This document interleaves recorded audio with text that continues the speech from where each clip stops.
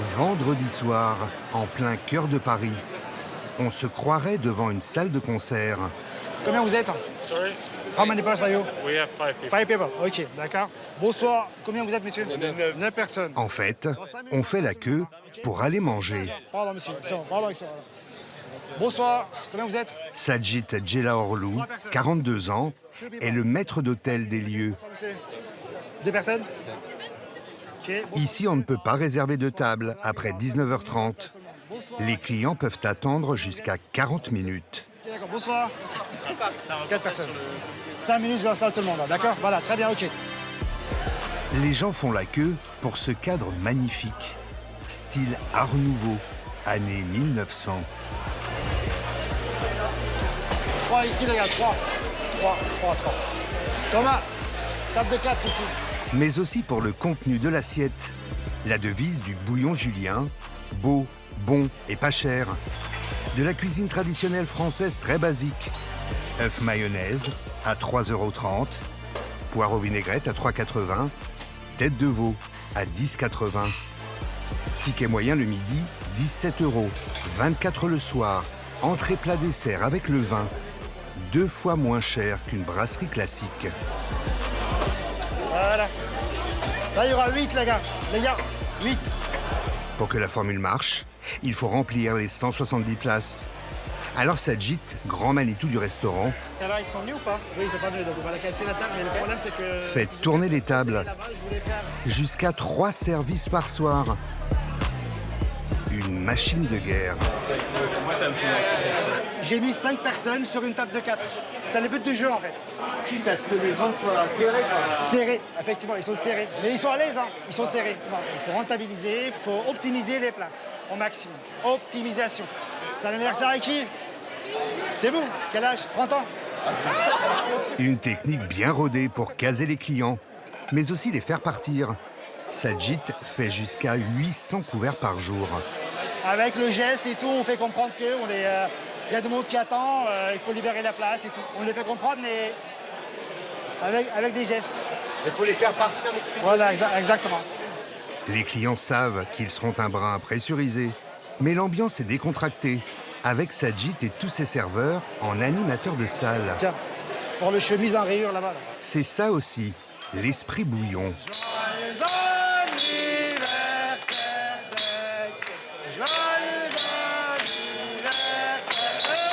Le bouillon est à la fois une cantine conviviale, un brassage de générations et de classes sociales, et une invitation à remonter le temps.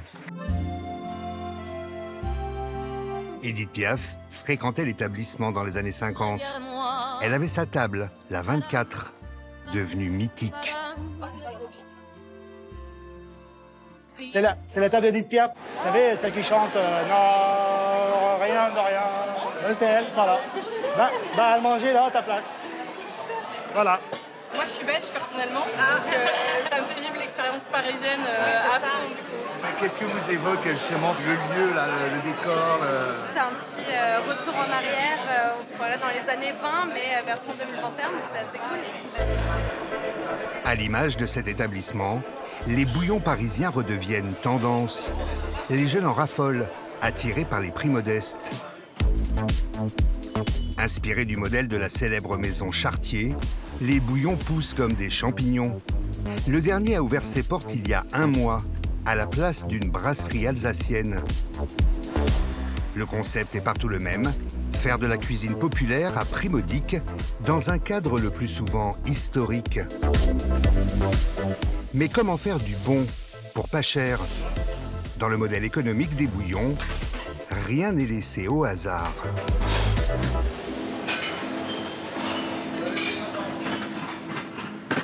Au bouillon julien, la rentabilité démarre au lever du jour, à la réception des produits frais. Ouais, bravo, comment ça couper le plastique? Chaque matin, Christophe Moisan, le chef du restaurant, s'assure qu'il n'a pas été floué par ces grossistes sur les quantités. La plupart des fruits et légumes proviennent de petits producteurs à 200 km autour de Paris. On y va, allez go. Les poireaux, je crois que j'ai commandé 40 kilos les poireaux. 1, 2, 3, 4 caisses. Ouais, ils sont bien ce matin en plus. Ils sont tous la même taille, là, c'est nickel. Alors en fait, ce que je fais là, c'est que je contrôle la qualité et s'il manque rien par rapport au bon. Et après, en bas, on va peser quelques produits. On pèse pas tout parce qu'on n'a pas trop le temps. Mais pourquoi on pèse aussi les produits? C'est parce que pour faire voir aux fournisseurs qu'on contrôle. S'il manque par exemple 1 kilo de poireaux tous les jours, à la fin de l'année, 300 kilos de poireaux, ça fait beaucoup. Pas un centime ne doit être perdu pour pouvoir proposer des prix attractifs à la carte, tout en maintenant une certaine qualité. 4, 8, 12, c'est bien ce que j'ai commandé hier. Tu vois, les tomates, là, elles sont super belles et tout. Quand tu vois la queue comme ça qui relève dessus, là, c'est qu'elles sont fraîches. C'est un gage de qualité. Si la queue elle tombe, c'est qu'elle a déjà été cuite depuis longtemps. Fruits, légumes, viande, poissons, la marchandise ne reste jamais plus de 48 heures en chambre froide. Ici, quasiment jamais de gâchis. Tout est rationalisé. Un bouillon, c'est des petits prix, d'accord? Donc les petits prix, on gagne sur la quantité, sur le volume. C'est ça qui est important. Donc si on a de la perte, s'il nous manque des choses, c'est là qu'on perd de l'argent. C'est le volume qui fait la rentabilité de l'établissement, quoi. La grillade, elle chauffe toujours plus en haut. Donc les premiers à haut, ils sont toujours plus marqués qu'en bas. Christophe est arrivé ici il y a 3 ans. C'est mieux l'assaisonner à la plaque parce que si vous... Après avoir été pendant 17 ans chef d'un restaurant étoilé parisien. Et après, vous les posez là. Avant, il faisait du homard. Aujourd'hui, des œufs maillots. Changement d'univers et de méthode. Il l'a vu comme un challenge. Je voulais frotter à autre chose, des grandes brasseries, des bouillons. Après, ils vont dire, ouais, il a baissé de gamme, baissé de niveau et tout. Non, moi, je fais comme ça. Faire autant de volume. Là, aujourd'hui, on va peut-être faire plus de 800 couverts. Et j'ai aucun retour d'assiette. Les clients sont contents. Sous les ordres de Christophe, une brigade de 11 cuisiniers, tous polyvalents, capables de passer des pommes de terre rissolées à la pâte à choux. Le bouillon économise ainsi un salaire de pâtissier, plus élevé que celui d'un simple cuisinier. Tout est fait sur place et préchauffé 3 heures à l'avance pour débiter plus vite en salle au moment du service. Et surtout, pour maîtriser les coûts, chaque ingrédient est pesé au gramme près, comme ces filets de poisson. Au niveau rentabilité, quand on fait une fiche technique, il faut que la portion fasse entre 125 et 140 grammes. Donc on se rapproche le plus, là, à 141 grammes. Idem pour la recette du bouillon, le plat emblématique du restaurant. Donc là, je mets 65 grammes de frigola, 25 grammes de carottes. Et après, je complète avec la viande. Et là, je monte à peu près à 100 grammes, 120 grammes. Et après, au moment du service, on réchauffe l'assiette. Il n'y a plus qu'à verser le bouillon chaud sur l'assiette. On sait que l'assiette, elle nous coûte tant quand on fait comme ça. Donc on sait qu'elle nous coûte tant, donc on la vend tant. Donc il n'y a pas de surprise, quoi.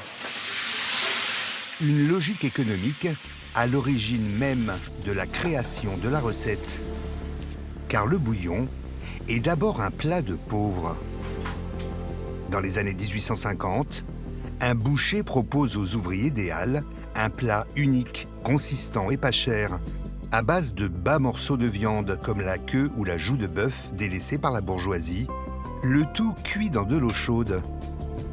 Des restaurateurs, les frères Chartier, récupèrent le concept. Au début du XXe siècle, les restaurants le bouillon sont devenus à la mode et c'est là qu'il fallait où tout le monde se retrouvait, quoi. À Paris, il fallait se retrouver dans les bouillons. C'était un cadre, une ambiance, une cuisine pas chère. Et donc les gens aimaient s'y retrouver et ça s'est démocratisé. Puis après, ils sont en essor, quoi. C'est cet esprit que Jean-Noël Dron a découvert quand il a racheté le bouillon. Salut John. Près de 3 millions d'euros en 2018. Il a rendez-vous avec John Whelan, l'architecte anglais qui a supervisé la rénovation, pour vérifier si elle vieillit bien. On peut voir la couleur jaunie. Propriétaire de 16 restaurants en France, Jean-Noël a eu un coup de cœur pour cet écrin de l'Art Nouveau, classé monument historique. Julien, depuis les années 70, c'était une brasserie avec un modèle de brasserie du luxe. Donc c'était un peu ça qu'on avait en tête en rentrant dans cette institution. Mais en découvrant l'histoire, spécifiquement du bouillon Julien, ça apparaît comme une évidence qu'il fallait refaire simplement comme ils avaient fait à l'époque. Ouvert en 1906, le bouillon était l'un des plus beaux restaurants de Paris. Racheté par le groupe Flo dans les années 70, l'établissement a perdu de sa superbe. Les murs jaunissent avec la fumée de cigarettes. La carte est trop chère pour ce quartier populaire. En 2018, Jean-Noël investit 700 000 € dans la rénovation. Le bouillon va retrouver son éclat et sa couleur d'origine. On a gratté le mur et on a révélé toutes les couches de peinture au fil des années. Mais tout en bas, on trouvait le verre céladon. Céladon, c'est un type de poterie orientale qui était fait en Corée, en Japon et en Chine. Et donc, les designers Art Nouveau à Paris et à Nancy, ils étaient obsédés par l'orientalisme. Cette couleur vif, pop de verre céladon a relancé l'établissement. L'endroit est redevenu tendance. L'esprit cantine n'y est pas pour rien. Incarné par la bonne humeur de François Paris, 57 ans, le maître d'hôtel du Midi. Ça vous convient? Oui, parfait. Belle table sous la verrière. Bon appétit. Merci. Cette figure de la maison est payée 3 000 € net par mois.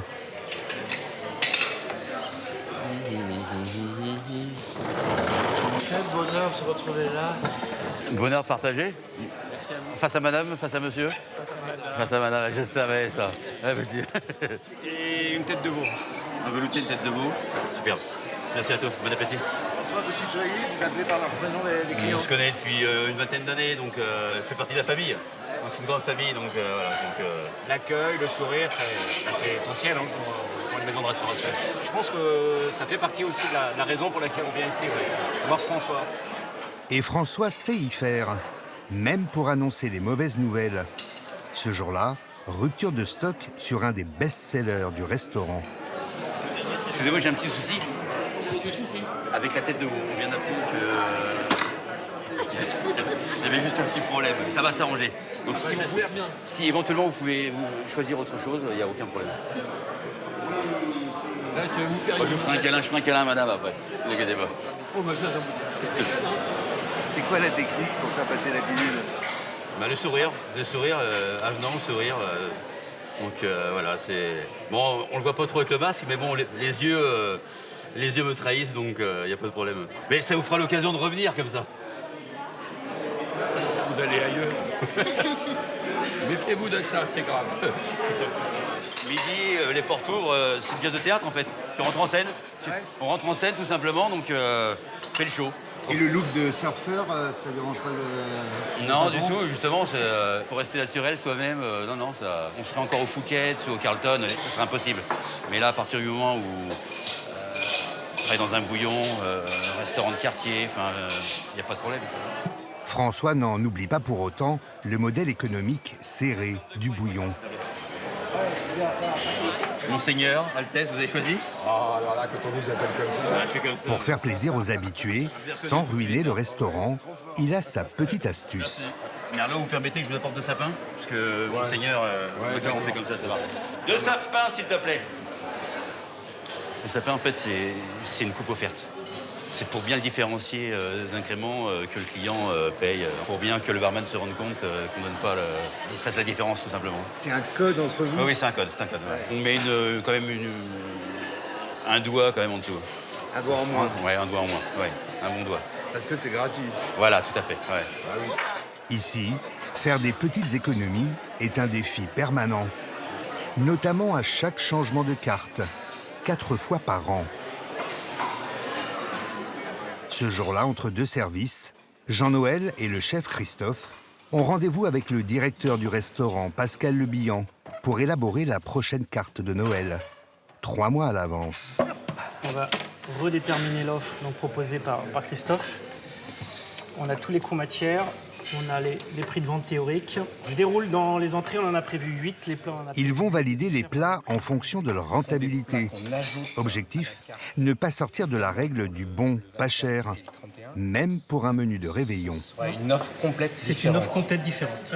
Avocat à la chair de crabe sauce cocktail, le foie gras de canard, ça fait très fête, il en faut un. Le duo de saumon rillette et saumon fumé, Binis et crème acidulée, donc là c'est pareil, on maîtrise. Le tartare de Saint-Jacques en coquille, vinaigrette, là on dégrade un peu la marge quand même. Donc, Dégrader, c'est réduire la marge du restaurant. À l'huile de truffe. Ouais, mais bon, c'est vraiment un produit de saison, hein, c'est un produit de fête à Saint-Jacques. Hein. Ouais. Donc, moi, je pense que c'est un produit de saison, quoi. Donc, je pense que même si on dégrade un peu là-dessus, Le juste prix pour nous ne pourra pas être bon. C'est-à-dire qu'on a une équation à gérer, c'est le coût matière, évidemment, mais à la fin, il faut que ça reste un prix très accessible, un prix de bouillon. Concrètement, pour que ça ait un peu de sens, il faudrait augmenter de 3 €, mais ça nous fait une entrée à 15 €, c'est plus un prix de bouillon. Pour l'instant, ils envisagent de vendre les Saint-Jacques de Noël à 12 €. Il y a une entrée sur laquelle on coince un petit peu. Il y en a quand même 7 autres sur lesquelles on est plutôt pas mal. Donc on ne va pas non plus vendre que des Saint-Jacques ce soir-là. Donc avec cet équilibre des autres ventes, on va réussir à justement lisser cette marge qui est un petit peu dégradée. Démonstration de leur logique économique avec 2 de leurs desserts emblématiques. Le chou chantilly, vendu 2,90 € et la tarte au citron, 6 €. Le bouillon gagne de l'argent avec le premier, quasiment pas avec le second. Mais ici, ce n'est pas grave. On en a un qui nous coûte aujourd'hui 63 centimes. Celui-ci nous coûte 1,30 €. Le coût de revient de fabrication d'un chou chantilly est beaucoup moins qu'une tarte citron. Parce que là, il faut fabriquer la pâte, donc il y a du beurre. Dans l'appareil à citron, donc il y a du citron, ça coûte quand même cher, donc il faut extraire le jus. Il y a aussi du beurre, de la crème, donc tout ça, ça coûte quand même beaucoup plus cher. C'est le principe des vases communicants. On a des produits avec des marges un peu plus faibles, des produits avec des marges un peu plus fortes. C'est la moyenne des deux qui fait qu'on se retrouve sur une marge qu'on a ciblée. Il faut donc vendre beaucoup de choux pour compenser la faible marge de la tarte au citron. Jean-Noël, depuis tout à l'heure, parce qu'en fait, c'est quand même un métier un peu de boutiquier. C'est un métier de centimier. C'est un métier de centimier. C'est petit à petit, mais à la fin, c'est intéressant parce qu'il y a du monde et parce qu'il y a un renouvellement, parce que ça bouillonne. Ce sont les 800 couverts quotidiens qui lui font gagner de l'argent. Plus de 200 000 € de bénéfices sur 4 millions de chiffre d'affaires en 2019, hors Covid. C'est dans le haut du panier des brasseries parisiennes.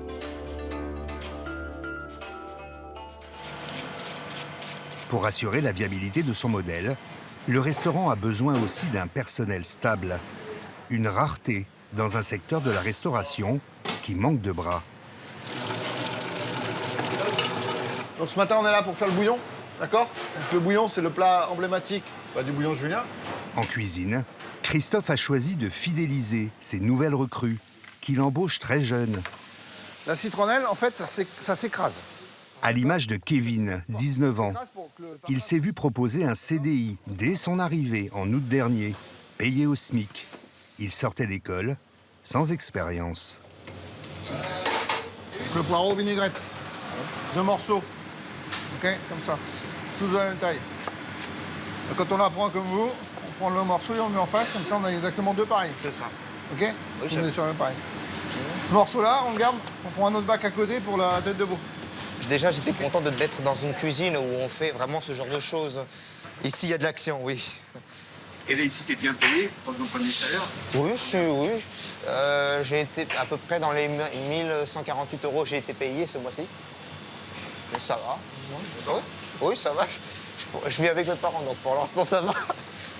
Mais moi, tout ce que je veux, c'est surtout avoir un travail qui me plaît. Parce qu'un travail qui te donne pas envie, ça sert à rien de rester. T'as pas de motivation si tu l'aimes pas, ton travail. Voilà, c'est bien, Kevin. Quand on travaille, ce qui est important, quand on fait des gros volumes comme ça, c'est aussi de se donner un rythme. Je préfère embaucher un petit jeune qui n'a pas d'expérience, le former à ma façon, que de prendre un jeune, souvent, ou des moins jeunes qui ont des CV à rallonge, et qui pensent être bons et qui sont pas bons et qui n'ont pas trop envie de travailler. Là, Kevin, moi, je l'ai vu dans ses yeux. En fait, il n'a pas d'expérience, il n'a rien. Mais moi, ce que je vois, c'est la motivation. Et c'est ça qui m'intéresse. Les 34 salariés de l'établissement sont tous en CDI.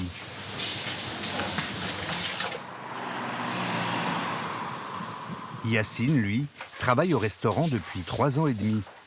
Il a commencé barman, puis porteur de plateau. Aujourd'hui, à 22 ans, il est déjà serveur, chef de rang. Chaque matin, il passe 30 minutes à cirer ses chaussures avant son service.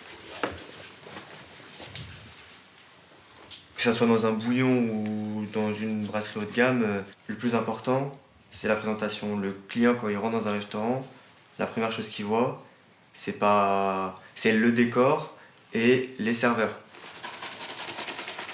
La restauration, Yacine l'a dans le sang. Depuis l'âge de 12 ans, il rêve de faire comme son père, restaurateur. Mais ce dernier ne veut pas de cette carrière pour son fils.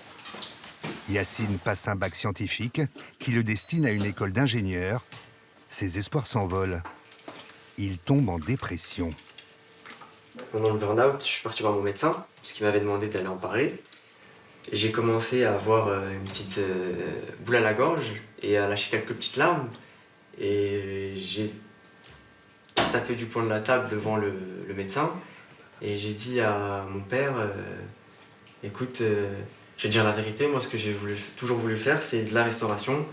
Les études, c'était pour vous faire plaisir, parce que je voulais que vous voyiez votre fils réussir sa vie, quoi, tout simplement. À partir de maintenant, je me lève le matin, je vais dans un resto, je rentre chez moi, et le lendemain, je me relève, je vais dans un resto. Je vais plus à l'école. Yacine a tout de même fait un BTS hôtellerie-restauration en alternance. Du haut de ses 22 ans, c'est un jeune homme ambitieux. Il se verrait bien un jour à la tête de 10 restaurants. Yacine travaille 41 heures par semaine. Ça va les gars? Ça va? Bien? En tant que serveur, il est payé 1 600 € net. Salut Divine! Sans compter les pourboires. 700 € par mois en moyenne. Bonsoir tout le monde! Salut Saoud, ça va? Ça va? Bonsoir tout le monde! Ça va? 17 heures, prise de service. Bonsoir à tous. Alors, d'abord, je vous félicite pour le travail d'hier. Briefing de Sajid, le maître d'hôtel du soir. Crucial pour le bon déroulé de la soirée. Mais finalement, on a fini avec un bon score. Bon. Alors, ce soir, on a moins de groupes que hier. Hein, on a beaucoup de tables de 2 et tables de 4. Ce qui en fait, c'est-à-dire qu'en fait, il y aura beaucoup plus de rotation. Anifa, tu prends le rang 3. D'ailleurs, tu as fait un très bon travail hier sur ton rang. Et je t'attends la même chose pour ce soir. Yacine, devant comme hier. Et Abdel, le rang 5. Un bon service. Hein. Merci. Merci. En ce samedi, pour prendre la température du quartier et anticiper le nombre de clients, Sajid a sa technique. Il fait la tournée des théâtres. Le restaurant est situé tout près des grands boulevards, au lieu des salles de spectacle de la capitale. Bonjour. Salut, ça va? Ça va et toi? Ouais. J'ai vu qu'en fait, tu as 2 affiches en ce moment. Deux beaux spectacles. Gros spectacle. Ouais. Et c'est comment le taux de remplissage en ce moment? Bah, ça marche bien, ça reprend, les gens sont contents de revenir. Tu as des monde qui demandent de temps en temps de resto un peu, qui veulent se dîner rapidement. On a souvent des demandes, ouais. En tout cas, n'hésite pas. Hein. Ouais, je vais offrir une petite coupe de champagne, un petit. Bah ouais, on le fait truc. déjà, ouais. Ok. Ouais. Bah, bientôt, ouais. Si vous voulez passer après, on est là. Hein. Bah, je passerai, pour avoir un petit coup. Ok, salut, ciao. En jouant ainsi les rabatteurs, Sajid compte récupérer ce soir-là 10% de clients en plus, soit 40 couverts supplémentaires. Bonjour Thérèse. Bonjour Elise, comment ça va? Vous travaillez tous les jours en fait? Mardi je suis passé, vous étiez là, hier aussi, aujourd'hui? Oui. On n'arrête pas. Vous travaillez beaucoup, hein? Oui. Ça va la reprise? Ouais, ça va. Ouais? Ça va. Bah n'hésitez pas, hein, si vous avez des groupes ou alors des personnes qui vraiment cherchent restaurant, n'hésitez pas. Ce soir j'ai du monde, mais je peux trouver des places. C'est mes amis, hein. On doit rester en contact souvent, on se voit après le boulot aussi pour boire un petit coup, ça change beaucoup. On a l'esprit commerçant. Important, ça joue. Voilà. Merci, au revoir. En direct, 3 belles à point, 2 saumons, 1 dorade, un bouillon. 21h, coup de feu en cuisine. On réclame 2 têtes de veau, un bouillon, un paillard. Dans un bouillon, il faut que cela aille encore plus vite qu'ailleurs. On réclame 2 têtes de veau. Viande, garniture, sauce, jamais plus de 3 manipulations. Pendant ce temps-là, Yacine, le jeune serveur, est en plein marathon. Yacine, la table 10 là-bas, là, j'ai redressé. T'as le temps de débarrasser les tables. Il faut juste poser la carte dessert. Très bien. Et à la table ici, il faut redresser aussi. Très bien. Alors, monsieur, s'il vous plaît. Il parcourt 15 km par service. Alors, là-bas. 2 fois plus qu'un joueur de foot pendant un match.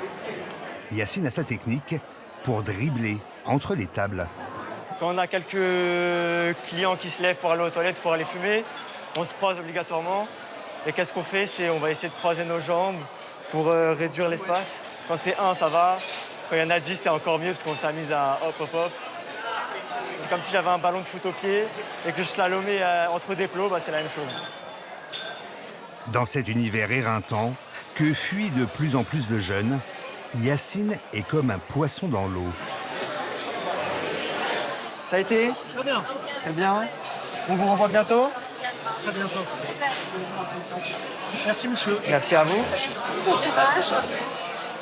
En France, je trouve, la restauration, c'est un métier qui a perdu sa valeur. Avant, les serveurs ils étaient très respectés, c'était un métier qui était très bien vu. Aujourd'hui, peut-être un petit peu moins, il y en a qui le font par dépit. C'est dur, certes, physiquement, même mentalement. C'est un métier où il y a beaucoup de stress. On nous pousse à aller vite, surtout dans un bouillon, par exemple. Mais à la fin, quand on se pose en fin de soirée, c'est super agréable. Ce soir-là, le service se terminera à plus de minuit.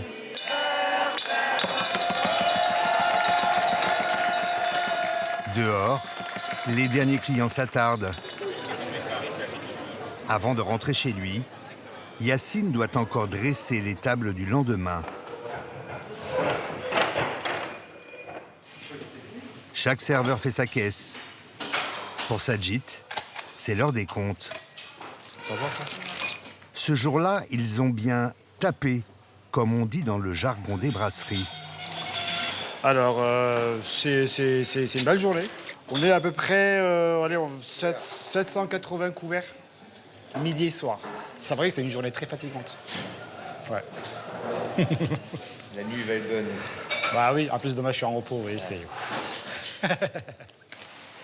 780 couverts, soit 15 600 € dans la caisse du jour. Un chiffre d'affaires dans la moyenne de l'établissement. Le bouillon prévoit d'embaucher d'ici la fin de l'année 8 serveurs et cuisiniers supplémentaires.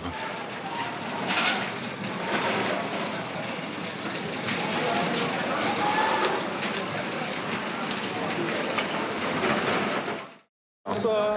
Combien sommes-nous 5. Un prénom, s'il vous plaît. Nawel. Petite vingtaine de minutes, Nawel, au moins. Je vais pas vous mentir. 3 personnes, un prénom. Renaud. Bonsoir. Raphaël. Ouais, c'est ça. 6. Vous venez avec moi? Allez. Raphaël et ses amis ont supporté une demi-heure d'attente pour pouvoir tester le nouveau concept tout juste arrivé à Lille. Un bouillon, une cantine chic et une promesse. Manger bien et pas cher.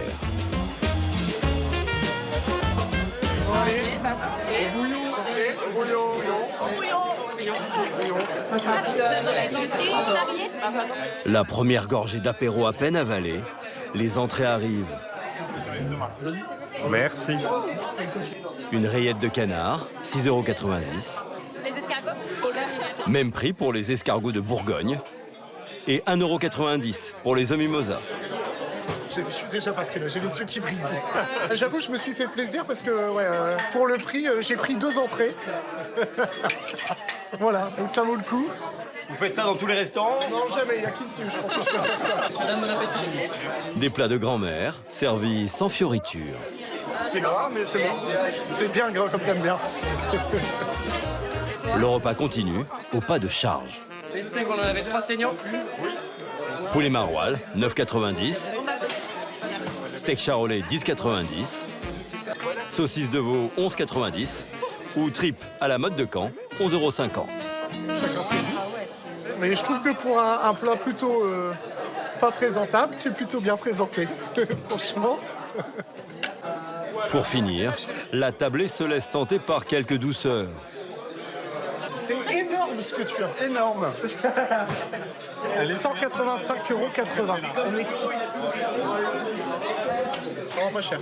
Comme c'est pas cher, on peut te laisser payer, Vincent. 30 € par personne, environ 10 de plus que le ticket moyen dans ce restaurant. Depuis l'inflation, les bouillons ont la réputation d'être les restos anti-crise par excellence. Né à Paris au début du siècle dernier, le plus connu s'appelle Chartier et a servi 50 millions de repas depuis sa création.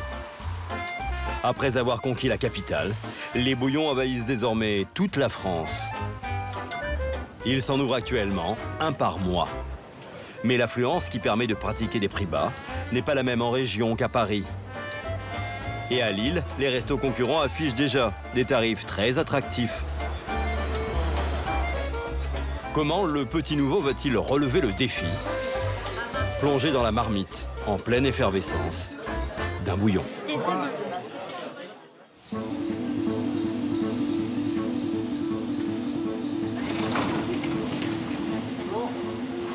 Une tonne de produits frais est livrée chaque matin au bouillon. La plupart de ces marchandises ont fait moins de 200 km pour limiter les frais de transport. Les poissons proviennent du port de pêche de Boulogne-sur-Mer. C'est le début d'une course contre la montre. La brigade des 18 cuisiniers prépare tout ce qui peut l'être dès le matin. Objectif, gagner de précieuses secondes pendant le service. Les 100 kilos de frites sont pré-cuites. Tout est cuisiné sur place. Le fait maison est la marque de fabrique d'un bouillon. La pâtissière se fait les muscles. Elle prépare chaque matin 40 kilos de pâte à choux pour les profiteroles. Sous l'œil du chef, Christ Doucouré, à peine 23 ans. Il a commencé tout en bas de l'échelle, comme apprenti dans un bouillon à Paris. Les viandes sont arrivées. J'en voulais plus. Ça veut dire, même des fois, quand mon heure est dépassée, je restais jusqu'à des 20 heures juste pour voir, assimiler les choses. 3 à 4 ans après, me voici maintenant ici. Chef, c'est magnifique un peu. Il a apporté avec lui les incontournables de ce que l'on appelle la cuisine canaille. On a les préparations pour ce midi. On a les tripes, on a les lentilles. Ici, on a la viande bourguignon qui chauffe tout doucement, là. Le plat signature.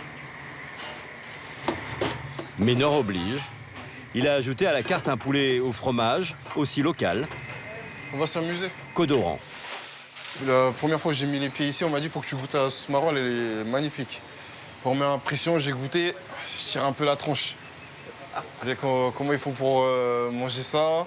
Et au final, la sauce maroilles, je m'amuse. Je fais des plats du jour avec la sauce maroilles. Vous êtes devenu un ch'ti? Entre parenthèses. Ça veut dire quoi? Je garde toujours mon accent parisien. Très important. Comme ça, on sait d'où je viens. Les propriétaires aussi sont parisiens. Benjamin Morel et Christophe Préchez ont d'abord ouvert un premier bouillon dans la capitale. Le succès était tel qu'il y a 7 mois, ils ont racheté l'Alcide, une brasserie historique de Lille qui tournait au ralenti. Vous allez bien, patron? Ils ont changé la déco et surtout la carte. Leur casse-tête, conjugué fait maison et petit prix. Exemple, vendu 1,90 €, l'iconique œuf mimosa. De commis passe 1 heure chaque matin à cuire et écaler 400 œufs. On met du vinaigre et du sel dans l'eau de cuisson pour que ça écale rapidement et qu'on perde pas de temps. Beaucoup de manutention que les propriétaires ont tenté de réduire. Vous avez essayé de les acheter tout fait chez un industriel? Franchement, on a essayé même pas 10 jours. Et tout de suite, tu vois la différence. Il y a une différence de goût. Et le jaune est différent. Dès qu'il y a des conservateurs, de toute façon, ça alterne le produit. Donc, tu es beaucoup moins fier de ce qu'on faisait, de ce qu'on sortait. Même financièrement, ce n'était pas une affaire. En ajoutant les salaires et le prix du gaz, l'œuf maison est finalement moins cher que l'industriel, de quelques centimes. Mais pour maintenir les prix bas, il faut que le bouillon bouillonne. À Paris, grâce aux touristes, les restaurants font le plein toute la journée sans discontinuer. À Lille, les clients viennent surtout au moment des repas. L'équipe n'a que 2 heures pour faire le chiffre. Il faut que le principe du café addition soit systématique. On n'attend pas que le client demande l'addition en fait. C'est comme ça. Et on le met, je vous laisse ça là, avec le sourire, tout passe. C'est lui faire passer aussi un message pour lui dire que on a un petit peu besoin de la table, que entre guillemets son repas est terminé, etc. L'expérience bouillon touche à sa fin. L'expérience bouillon entre guillemets touche un peu à sa fin. C'est très discourtois. Enfin, moi j'aime bien prendre mon temps. Alors, c'est pas l'endroit en fait. Et c'est aussi pour ça qu'on arrive à avoir ces prix très bas. C'est parce qu'on fait du volume. Si tu es dans un restaurant traditionnel où tu vas faire qu'un seul service, il n'y a pas de souci, mais les prix sont plus les mêmes. Allez, c'est parti. Bonjour. Alors, on va faire 7, 4, 2 déjà. Ça fait déjà du boulot. Samedi midi, l'un des services les plus importants de la semaine. Objectif, 400 couverts entre midi et 15h. Avec 160 places assises, il ne faut pas que les clients restent plus de 45 minutes à table. Vous êtes trois, venez avec moi s'il vous plaît. Étienne, le directeur du restaurant, place les gens, Juste derrière vous s'il vous plaît. Je vous en prie. distribue la carte et annonce le plat du jour, sans temps mort. Avec plaisir. Aujourd'hui, mesdemoiselles, magret de canard, sauce miel, betterave et purée de carottes. Son obsession, à rentabiliser l'utilisation des tables. Les astuces, c'est de placer les gens au plus vite, de manière un petit peu optimale, c'est-à-dire une table de 2, une table de 4, qu'on va essayer de faire démarrer en même temps, de manière à pouvoir récupérer derrière éventuellement une table de 6, puisque les deux tables vont terminer à peu près au même moment. C'est un peu un Tetris, en fait, entre guillemets. Bonjour. Pour deux, si vous voulez bien me suivre, et nous sommes complets. Complet, seulement 15 minutes après l'ouverture. Deux personnes, pas avant 20 minutes, 20-25 minutes. Je suis très bien, merci beaucoup. Je vous en prie, madame. Et des clientes perdues. Merci beaucoup également. Non, speed. Confit triple. Fais-moi confit triple. Petit, accélère le mouvement. Tu me fais saucisse, poulet et 2 confits. Speed. Faites 2 poulets. En cuisine, Christ doit tenir la cadence. T'as plongé les frites derrière? Ouais. Ok, nickel. Petit, poulet là, sois généreux. Vas-y, balance les frites. Une vingtaine de secondes pour dresser chaque plat. Alors, 28, 3 magrets, allez. 1200 assiettes. Du potimarron végétarien à la dorade, le plat le plus cher de la carte, 12,90 €. En salle, les 10 serveurs doivent garder le rythme, sans négliger les petites attentions. Mais vous avez une mémoire d'enfer, vous. Ça, vous savez, c'est le signe du service de très haute qualité. C'est vrai, c'est parce que j'ai fait du tennis. Alors j'ai un super bon service. Ah oui. Ah oui. Ah, ça, c'est extraordinaire. Ils sont incroyables. Le Nadal du restaurant s'appelle Augustin, 24 ans. Ouais, très bien. Et vous buvez quelque chose avec ça? Ce midi, il s'occupe de ce carré de 50 couverts. Même si Augustin déborde d'énergie, il se fait rappeler à l'ordre par son patron. Addition 14, addition 15, mon Charles. J'ai posé les cafés déjà. Je m'en occupe, j'ai posé les cafés. Vas-y. Merci, monsieur. Je fais des rêves et tout, je m'imagine, j'ai oublié le pain à la 35, ceci, cela. Si, c'est vrai, ouais, si, c'est vrai. Quand tu dors? Ouais, quand je dors, ça m'arrive souvent. Et ça te réveille? De l'eau, un steak, il y a des cafés à la 36, ouais, ça me réveille, ouais. Si, c'est vrai. Ça hantise, les grandes tables comme celle-ci, 7 copines, qui ont plein de choses à se raconter. Souvent, ils veulent prendre un apéritif, discuter entre elles. C'est pas avec une table de 2 où c'est un peu vite, ils savent tout de suite ce qu'ils veulent prendre. On essaye d'accélérer justement pour les plats chauds, on réclame plus vite. On essaie de prendre les desserts un peu plus vite si c'est possible. Mais c'est sûr que c'est une table qui va prendre un peu plus de temps. 14h30, la plupart des clients sont partis. Pas les copines. Ils sont encore là. Ouais, donc là, ils sont restés, ouais. Ça fait combien de temps, là? Le groupe, là, ça fait... ils sont arrivés au début du service, ils ont fait 2 heures, là. Là, elles explosent les... Ils explosent le quota. Mais au grand désespoir d'Augustin, elle n'explose pas l'addition. Ah oui, on a pris le temps pour papoter. Ah, 21 € par personne. Ce midi, l'objectif des 400 couverts est atteint. Mais cette machine de guerre bien huilée est au centime près. À cause de l'inflation, bulots et foie gras ont été supprimés de la carte.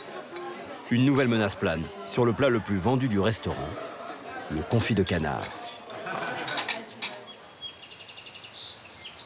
Depuis l'ouverture du bouillon, les deux propriétaires travaillent avec le même artisan charcutier. Ça va? Et toi? Bienvenue. Merci beaucoup, merci de nous recevoir. Olivier Brosset. C'est super sympa. Ça, c'est la force d'Olivier. Commencer une discussion, une négociation par la dégustation. En quelques mois, le prix de la cuisse de canard est passé de 2,50 € à 3 €. C'est quoi, je vais taper direct dedans. Benjamin et Christopher ne veulent pas augmenter le prix à la carte. Il faut trouver une alternative. Alors, ce que je voulais vous faire goûter aujourd'hui, les garçons, à tester, voir si c'est un intérêt pour vous. Ça, c'est un effiloché de cuisse de canard. Et j'insiste sur le fait que ce soit de l'effiloché de cuisse, c'est-à-dire qu'il n'y a pas de coupe, c'est que du morceau noble. Donc à vous de voir si ça peut répondre un petit peu à vos attentes. Ça permet d'abaisser les coûts. On va goûter ça à table si vous voulez.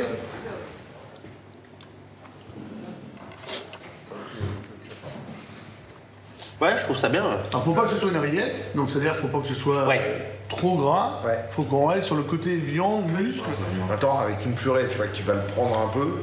Tu vois, du coup, là, le côté gras, il va se perdre dans le tout. Quand ils achètent une cuisse, Benjamin et Christopher payent aussi l'os et la peau. Avec les filochés, ils n'achètent que de la viande. C'est plus cher, car le charcutier doit le préparer. Mais les associés vont pouvoir ajuster au gramme près la quantité par assiette. Bah, ce que tu as dit, hein, on serait sur 140. Hein. 140, ce qui revient à peu près au net de la cuisse. L'idée, c'est qu'il n'y en ait pas moins dans l'assiette pour le client. Reste à se mettre d'accord sur le prix. Tu as fait un peu le... Tu as fait les maths. Ouais, 14,40. Donc ça, c'est des choses qui sont tenables, sur lesquelles on peut pas aller plus bas. Alors, on a dit 14,40. 14,40 € le kilo d'effiloché, soit par assiette. Voilà, là, on serait à peu près à 2 € la portion, hors taxe, attention. Versus, ici, on était à 3,06 hors taxe. 1,60 € de moins. Ouais. 14,40, tu peux pas serrer un peu plus. Un tout petit Il y a un moment donné où les choses sont plus possibles. On peut peut-être descendre à 14,30, on peut essayer d'arrondir les angles. Olivier me connaît, hein, il sait que 10 centimes c'est rien, mais que pour moi ça fait beaucoup. Donc je suis content. Allez, top dans la main. Pour le client, la cuisse sera remplacée par un parmentier de canard, plus ordinaire. On va y arriver. Benjamin a appris le sens des affaires en école de commerce. Puis, en travaillant dans la brasserie de sa mère, il attrape le virus de la restauration. Toujours à l'affût d'un nouveau concept, il ouvre le premier bar à couscous. Il rencontre ensuite Christopher, barman à New York. Ensemble, ils créent un des premiers restos de burgers de Paris, puis une chaîne de brasserie asiatique, avant de se lancer dans les bouillons. On s'est jamais engueulé. On ne s'est jamais engueulé. On ne s'est jamais engueulé. Comme avec votre femme. Alors là, non, c'est pas le bon exemple.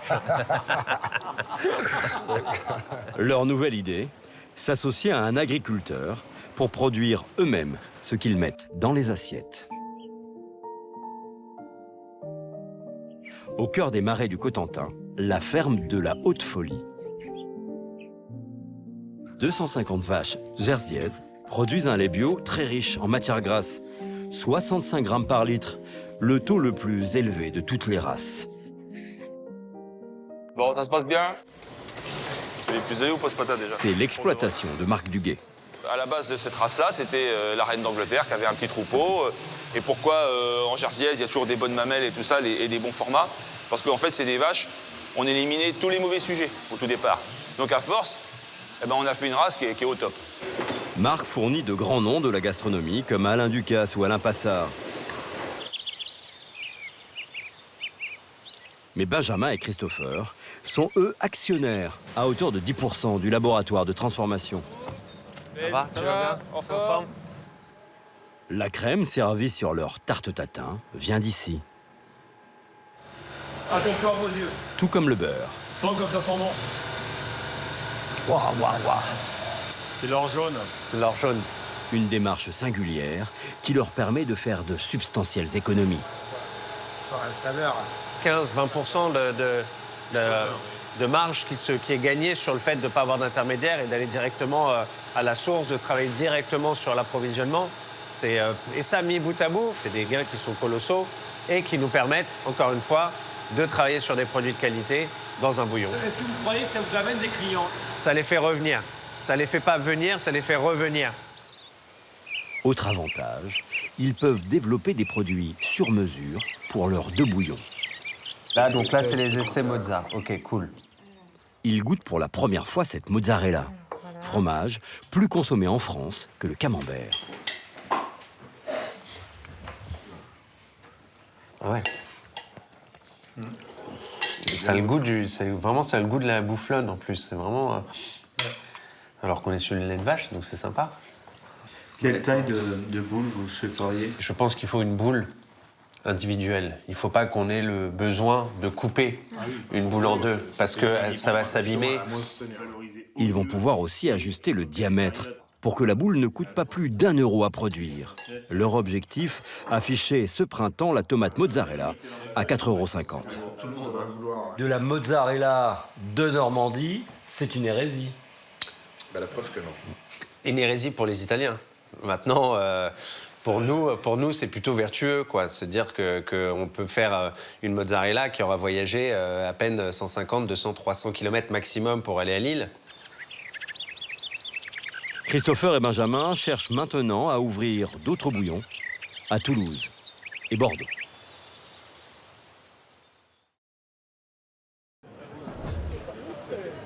Vous allez attendre un petit peu. Vous êtes combien 6. Bonsoir, messieurs, dames. Il y a 1 heure facile d'attente. D'accord. Même à minuit, il y a la queue devant ce lieu emblématique des nuits parisiennes. Santé au bar, on s'occupe de vous. Cette brasserie à l'ancienne, ouverte 24 heures sur 24, est le rendez-vous des couches-tard. On peut jouer en double, ouais. 9 ou rien. On travaille dans la restauration, on a fini le service, on a faim. Ce groupe de 8 copains, originaires du Gers, a passé la soirée au Stade de France. Nous, on vient voir des matchs de rugby, on vient du sud-ouest et on fait un petit apéritif. Et après, on vient au pied de cochon, c'est normal. C'est notre petit rituel. Le Pied de Cochon est un des seuls restaurants parisiens qui ne baisse jamais le rideau.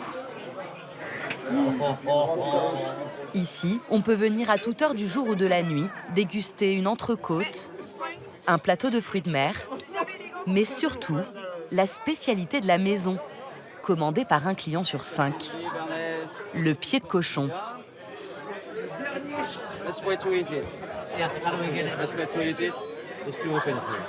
Avant la crise sanitaire, près de la moitié de la clientèle était étrangère. Certains touristes sont de retour. C'est toi qui commences. Ok. Comme ces Américains, venus tenter une expérience culinaire un peu extrême. C'est plein de gras. Ça ressemble vraiment à un pied. C'est le gros orteil, non? C'est vraiment un orteil. Oh mon Dieu. Mais ne t'inquiète pas, c'est vraiment bon. Je vais faire comme si j'avais pas vu cet orteil.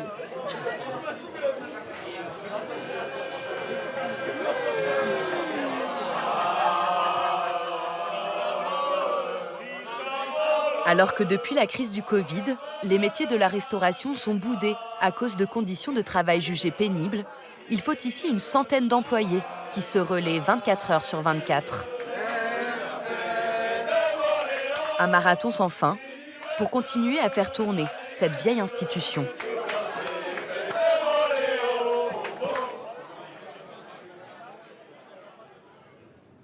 Une organisation au cordeau qui commence dès le petit matin.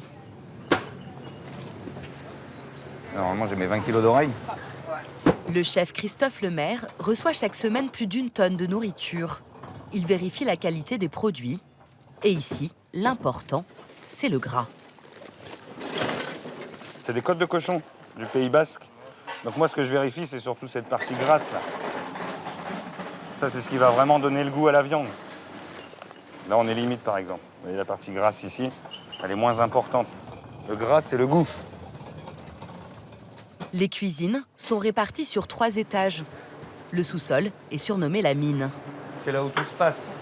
Là, on va être sur la finition du cassoulet. La brigade de 40 cuisiniers y prépare tous les services de la journée. Des quantités gargantuesques. 45 kilos de cassoulet. Vas-y, Angise, on voit la patate, là. Jusqu'à 300 kilos de frites maison. 160 litres de soupe à l'oignon, un des best-sellers du restaurant. Petit truc qui réchauffe l'hiver, quoi. C'est ce qui vous réchauffe le cœur, quoi. Voilà. Des plats traditionnels français et surtout beaucoup de cochons, sous toutes ses formes. De la classique planche de charcuterie aux croquettes de cochons et escargots de Bourgogne.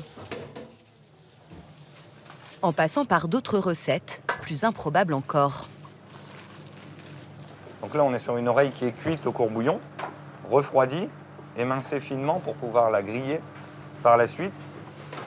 Tu me prépares 10 plaques de tentation, Duc? Oui, chef. Ça marche? Oui. Le chef va même jusqu'à proposer dans une même assiette la queue, le groin La forme du groin, quoi. et le fameux pied. Cuit au courbouillon pendant 12 heures, puis pané, avant d'être grillé au four. Voilà, on voit toute la partie os, bien sûr, la partie viande et toute la partie gélatine. Comme ça, on se dit que c'est pas très ragoûtant. Non, c'est certain, c'est pas commun. Il faut aimer tout ce qui est partie gélatine dans le cochon et tout ça. Ouais, ça a un goût particulier. Après, c'est vraiment pour des amateurs. Le pied de cochon sera vendu 22,50 €.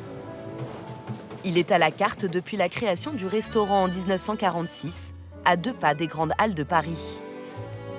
Un restaurateur, Clément Blanc, décide à l'époque de récupérer les pieds de porc, considérés comme la partie la moins noble du cochon, pour les cuisiner dans son bistrot, ouvert jour et nuit. Le succès est immédiat.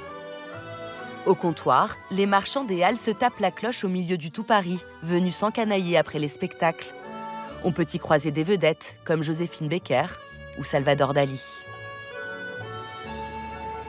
75 ans plus tard, de petits cochons sont même offerts au moment de l'addition. Donc là, je suis en train de coucher la meringue en forme de cochon. Et du cochon de l'entrée jusqu'au dessert.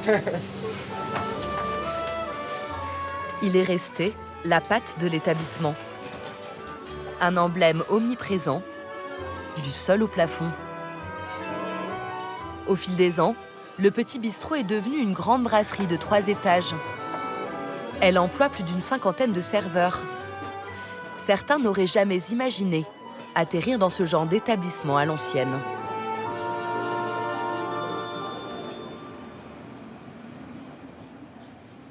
Romain, 30 ans, commence aujourd'hui sa semaine de 39 heures. C'est mes films de boulot, voilà, c'est le plus galère à faire. Et qui est-ce qui vous les repasse là? Ça reste entre nous, hein. C'est ma maman. C'est notre petit lien, on se voit du coup une fois par semaine. Je lui apporte mes chemises et je viens les rechercher la semaine d'après. Ça lui permet d'être sûr de me revoir régulièrement. Ce Parisien s'est lancé dans la restauration un peu par hasard il y a 3 ans, alors qu'il était encore étudiant en urbanisme. Ah, ça fait bizarre, hein. À la base, j'étais vraiment anti-uniforme. Je voulais surtout pas faire un travail où on devait mettre un uniforme tous les jours. C'était pas vraiment une vocation. J'avais un loyer à payer, je devais travailler à côté. Et ça a fini par m'accrocher, quoi. C'est vrai que c'est quand même... Ouais, c'est quand même sympa, c'est quand même vivant. Son service va durer 10 heures. Carottes orange gingembre pour les vitamines, parce que je mange pas beaucoup, donc pour tenir.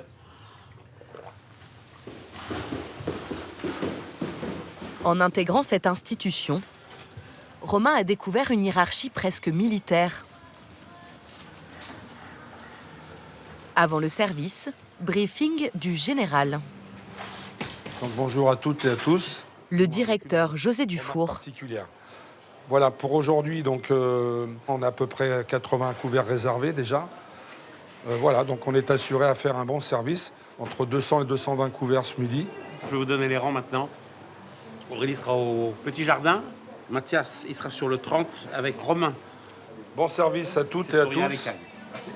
Et à tout de suite. L'objectif de Romain, servir rapidement un maximum de clients dans sa rangée de 25 couverts. Bonjour madame. Bonjour. Une petite cochonnerie pour commencer. Je vous en prie. Il travaille ce jour-là sous les ordres de Mathias, 16 ans de maison. Il y aura deux saucissons lyonnais pour commencer. Costume et nœud papillon, il est maître d'hôtel. C'est le plus haut gradé en salle. Son rôle ? Alors, dites-moi, soupe à l'oignon ? Prendre les commandes Et puis après, moi, je prends le merlan. et superviser l'ensemble du service. Je ferai des frais de mer, donc tu peux anticiper déjà. Ah bah super. Alors, chez le chips, fait griller. En tant que chef de rang, Romain, lui, s'occupe de servir, de débarrasser, d'encaisser. Voici monsieur, c'est votre pied grillé. pour l'instant tout va bien. Ouais. C'est quoi un service qui se passe mal? Ah, où on se laisse déborder par le stress qui monte vite, et quand on se laisse déborder, c'est très difficile de redescendre. Généralement, on appelle à l'aide, donc le maître d'hôtel. Mais bon, là, c'est facile de travailler avec Mathias. C'est un peu une machine de guerre, Mathias. Hop. Voilà, je vais vous donner les menus, il a déjà fait. Pour inciter le personnel de salle à maintenir la cadence, il est rémunéré en fonction du chiffre d'affaires. 15% du résultat réparti en fonction du grade et de l'ancienneté de chacun, avec un minimum garanti, équivalent au SMIC hôtelier. Ouais, je leur donne les cochons avec. En tant que chef de rang, Romain touche 1 500 € net par mois en moyenne, 100 € de plus que le SMIC hôtelier, auquel s'ajoutent 700 à 1 000 € de pourboire. Voici. Une moule marinière, un pied grillé. 2 pieds grillés au nombre. En cuisine, le chef et sa brigade sortent près de 3 assiettes par minute. 2 gratinés Noël. Chilo, faut enlever là, s'il vous plaît. Envoie-moi le passe là, bordel. Une cadence loin de l'univers d'origine de Christophe. Lui qui s'est formé chez des chefs triplement étoilés comme Alain Ducasse ou Joël Robuchon. Un 2e pied grillé Noël. Il délivre désormais des plats bien moins sophistiqués, comme cette échine de porc confite à 25,50 € ou cette andouillette à 23,50 €. Au début où je suis arrivé, dans les premiers services du samedi soir que j'ai fait, il y a eu les bons qui traînaient par terre, quoi. Et là, j'ai commencé à être inquiet quand même, de me demander où est-ce que j'étais arrivé. Ouais. C'est excitant, c'est différent tous les jours et il n'y a pas de monotonie, quoi, je vais vous dire. Enfin, moi, ça me fait vibrer. Ouais. Résultat pour les clients, rarement plus de 10 minutes d'attente entre la commande et le premier coup de fourchette. Je crois que c'est une oreille. C'est une oreille de cochon? Le ticket moyen est à 50 €. Et l'addition peut vite flamber quand on a décidé de se faire plaisir, comme ces 2 amis venus célébrer un anniversaire. Champagne, Voici pour commencer. saucisson lyonnais, homard et crustacés. Pour vous, ça se passe ici? Retrouver des institutions qui sont très typiques, ça nous convient bien. Le service, ce que nous avons, le cadre, l'ambiance, on y va assez souvent. Et pour finir, profiterole et Paris-Brest. Un festin à 209 €. Voilà, madame. Merci beaucoup, monsieur. Monsieur, dame, s'il vous plaît. 8 mois après la réouverture des restaurants, la brasserie est près de retrouver le même niveau de fréquentation qu'avant la crise sanitaire.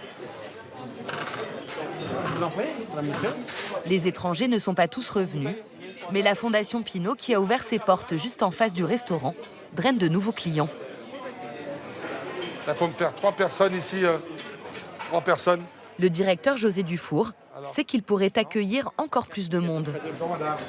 Je vais faire ça. Il faut à peu près 30 minutes d'attente. 30 minutes, c'est bon? Patientez. Ici, s'il vous plaît, madame. La file d'attente s'allonge, alors que le 2e étage reste désespérément vide. Le directeur n'a pas pu l'ouvrir faute de bras. Il lui manque 5 serveurs, soit 10% de l'effectif en salle. Ici, on est sur 50 places assises. Pour un déjeuner, c'est une rotation et demie. Donc 75 personnes qu'on aurait pu installer dans cette zone. Que j'ai fait patienter. Globalement, tout le monde a accepté de patienter. À part deux tables de 6 qui, eux, étaient très pressés et qui ne voulaient pas attendre. Sur une journée, parfois plusieurs milliers d'euros de manque à gagner. Depuis le début de la crise sanitaire, 237 000 salariés ont quitté le secteur de l'hôtellerie-restauration, désavoués pour ses conditions de travail et ses horaires à rallonge. José consulte tous les jours la plateforme de recrutement de la maison mère. Mais les candidats ne se bousculent pas. risque pas de la retrouver. Sur les hôtesses d'accueil, il n'y avait que 3 candidatures, alors que le poste il a été ouvert le 20 octobre. Hein. Soit un mois plus tôt. Sur les responsables, un seul. Celui-ci, je l'ai déjà appelé. Alors, il y a cette problématique aussi. Vous laissez un message, et la plupart du temps, les gens ne vous rappellent pas. Le directeur d'établissement a du mal à comprendre ce désamour pour la profession. Lui qui ne compte pas ses heures depuis qu'il a commencé en tant qu'apprenti, il y a 45 ans. Alors, c'est effectivement triste de voir que ce métier attire de moins en moins de personnes. C'est quand même un métier où il y a un ascenseur social quand même pas mal, mieux que dans certaines professions. J'ai plein d'exemples comme ça où des jeunes sont rentrés chez nous, ils avaient tout juste 18 ans et à 25 ans, parce qu'ils ont travaillé, parce qu'ils ont su aimer ce métier, évoluer à des postes de maître d'hôtel, voire plus. La semaine précédente, José Dufour devait faire commencer une nouvelle hôtesse d'accueil. Mais la jeune fille lui a fait faux bond quelques jours avant son embauche. Retour à la case départ. Vous êtes où? Le directeur rencontre aujourd'hui une autre candidate. Je vous attends, ne vous inquiétez pas. À tout à l'heure. Merci. Elle a déjà 25 minutes de retard. Effectivement, on avait rendez-vous à 15h30, mais il faut être tolérant. Un faux pas qu'il aurait jugé inadmissible il y a quelques années. Mais José ne peut plus faire la fine bouche. Allez-y Noémie, mettez-vous à l'aise. Merci beaucoup. Il va même commencer par flatter la candidate sur son parcours. Noémie, 20 ans, vient de terminer un BTS tourisme. Elle recherche un travail à temps partiel. D'accord. En termes de langue, alors vous maîtrisez l'anglais? Oui, l'anglais, l'espagnol. Cambridge English Certificate. Oui, je l'ai passé cette année. Bravo. Merci. Pour moi, la mission d'hôtesse, c'est un petit peu ce qui se dégage de vous. C'est la présentation, oui. Le savoir-être, le savoir-vivre, le sourire. Je pense pouvoir dire que vous avez ces qualités-là. Les rôles sont inversés. Ce n'est plus à Noémie de convaincre, mais au patron de vanter les mérites de son établissement. Que nous sommes, non? Il m'a expliqué... C'est vraiment un de nos points forts. Oui. Le décor, quand on rentre dans le restaurant, on peut dire que c'est l'effet waouh. Oui. Nous faisons partie encore des rares restaurants qui rémunéreront notre personnel dans l'accueil-service au pourcentage. Mais comme aujourd'hui, on est dans des niveaux hauts de chiffre d'affaires, je n'ai pas d'inquiétude pour ce qui concerne bien vous rémunérer. Attention. Pour un contrat de 24 heures par semaine, Noémie peut espérer gagner jusqu'à 860 € net par mois. Écoutez, Noémie, vraiment enchanté de l'avoir rencontrée. Ouais. Même si José aurait préféré une salariée à temps plein. Au revoir, Noémie. Merci à vous. Merci pour tout. Bonne journée, au revoir. Il la fera commencer dès la semaine suivante. Une petite victoire, mais il reste encore 5 postes à pourvoir. Vous voulez boire quelque chose en attendant, peut-être? Ouais, ça marche. Il est 17h. Très bien, on fait comme ça. Romain court déjà depuis 5 heures. Il en est à la moitié de son service. Bon. C'est encaissé la table? Oui, c'est bon, c'est fait. Va manger, Lucas va te relever. Alléluia. Allez, bon appétit. Merci. C'est la pause repas d'1 heure réglementaire. Romain ne va pas choisir son plat à la carte. Le moment que j'attendais tant. Le personnel a son propre menu, concocté par les cuisiniers. Poulet, un gratin, en espérant qu'il en reste pour les derniers arrivés, c'est l'équipe du soir. Là, on n'a plus de dessert. Au fur et à mesure de la journée, ça baisse. Exactement. Et puis les desserts sont rapidement dépouillés, c'est ce qui part le plus vite. Pas de cochon au menu, mais le même décor que les clients. Romain préfère manger seul sous les lustres que dans la salle du personnel. On cherche un peu de calme plus qu'autre chose quand même, parce que là, ça va repartir, on sait très bien que ça va repartir juste après, donc là c'est le moment détente. Le rythme est dur parce que ça demande de la concentration, ne pas perdre le rythme, ne pas se relâcher, parce qu'effectivement on se prend parfois des marées constamment pendant toute une journée. Donc voilà, il faut s'habituer à ça, mais si moi j'y arrive, on peut le faire. Alors que Romain termine sa journée dans quelques heures, Bonsoir. Evelyne, elle, la commence tout juste. Ça va bien. Ouais. 49 ans, dont 15 ans d'expérience dans le métier, cette chef de rang est la seule femme de l'équipe à travailler en horaire de nuit. Il est 20h. Son service va durer jusqu'à 7h du matin. Je suis à quel rang? Au 30. Avec toi? Ben oui. Yes. Mon maître d'hôtel. Un rythme à contre-courant pour cette mère de 6 enfants. Serge, bonsoir. J'ai ma petite famille qui est là. Evelyne a 3 filles et 3 fils. Le plus jeune vit encore chez elle. Elle a attendu qu'il ait 14 ans avant de commencer à travailler la nuit. Et voilà, ma petite fille. Vous êtes grand-mère? Grand-mère. Chaud. Evelyne a trouvé son compte dans ses horaires hors normes. Il n'existe pas de prime de nuit dans la restauration, mais elle bénéficie de 3 jours de repos en plus par an et de tous ses week-ends pour profiter de sa grande famille. Le pied pointu 45, attention sur le pied droit. Merci. Revers de la médaille, C'est nous encore. gérer une clientèle festive, parfois un peu trop alcoolisée. Mais face au fêtard, Evelyne est persuadée qu'être une femme est un atout.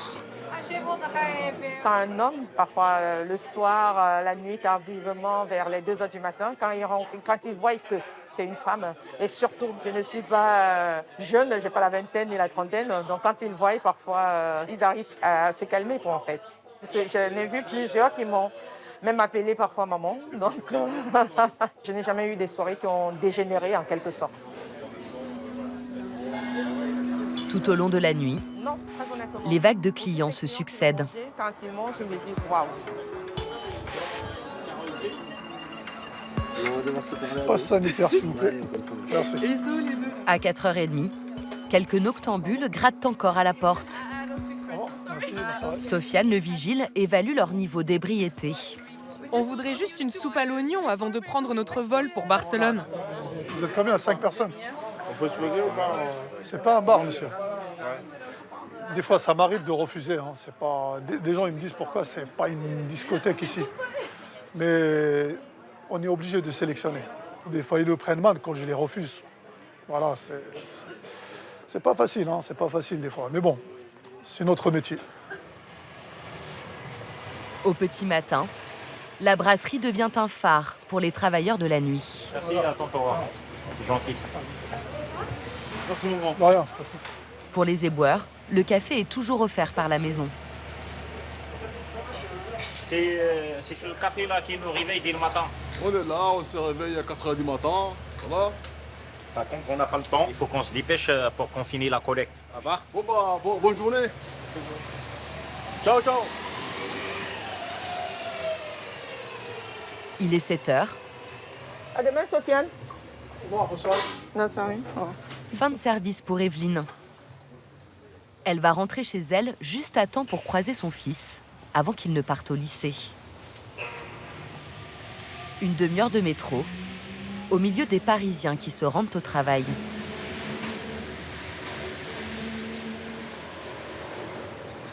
Evelyne vit aux portes de Paris, dans un logement HLM. Vous pouvez entrer.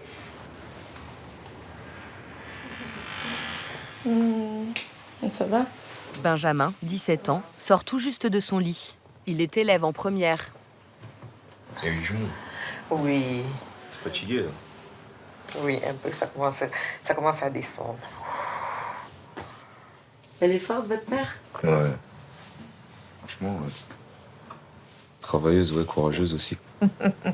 C'est de la pression. Je sais pas. Moi, en tout cas, c'est pas un métier que je pourrais faire. Hein.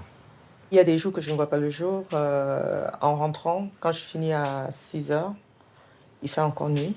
Et le temps d'arriver, je me couche, je me réveille à 16h quand la nuit commence aussi, en quelque sorte, à tomber. Et puis, je ne vois pas le jour, quoi. Ouais, bonne journée. Et moi, ok.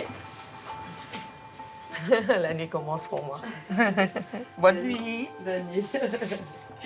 Evelyne dormira jusqu'en milieu d'après-midi. Avant la crise sanitaire, la brasserie n'avait jamais fermé ses portes en plus de 70 ans d'existence.